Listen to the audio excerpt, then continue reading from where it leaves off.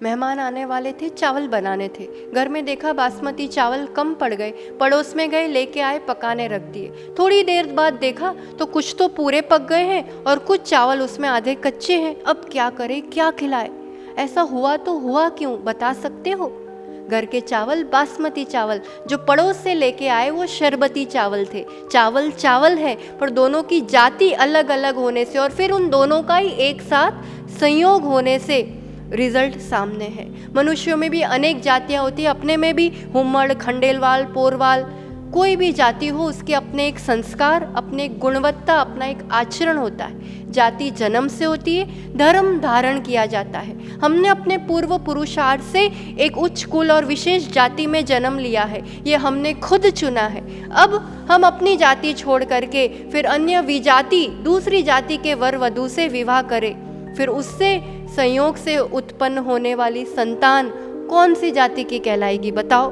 शारीरिक, मानसिक, बौद्धिक, स्पिरिचुअल हर स्तर से निश्चित रूप से वो एक कमज़ोर व्यक्तित्व होता है। हमें लगता है क्या फ़र्क पड़ता है, इंसान ही तो है, ये तो सब पुराने ज़माने की बातें है, पर ऐसा नहीं है। It's true all time. दूध दूध है, पर जर्सी गाय का हो तो, क्योंकि दो अलग जाति की गाय से उत्पन्न वो एक थर्ड हाइब्रिड प्रोडक्ट है। जर्सी गाय का दूध अभक्ष है, पीने लायक नहीं है। 80 से 90% विजाति विवाह फेल ही होते हैं। कदाचित हो कि कभी सामने वाला इंसान बहुत अच्छा हो तो वो मित्र तक ठीक है, पर विवाह नहीं, क्योंकि इससे हमारी आगे की संतति दूषित होती है।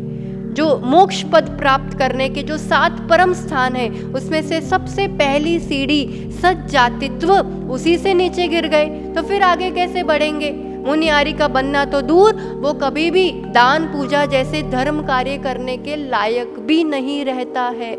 युवक युवतियों, इसलिए क्लियर विजन हो, दृढ़ निश्चय हो कि या तो पूर्ण ब्रह्मचर्य हो या फिर विवाह हो तो अपनी जाति में ही हो, ताकि किसी भी रिश्ते में आगे बढ़ने से पहले एक मर्यादा और सावधानी बनी रहती है। एक व्यक्ति के क्षणिक मोह के पीछे जन्मों जन्मों की अपनी कमाई को मत गवाओ। विजाति विवाह विनाश की राह, सज्जातित्व में एक सच्चे धर्मात्मा से विवाह सच्ची राह जो हर चाह पूरी करती है।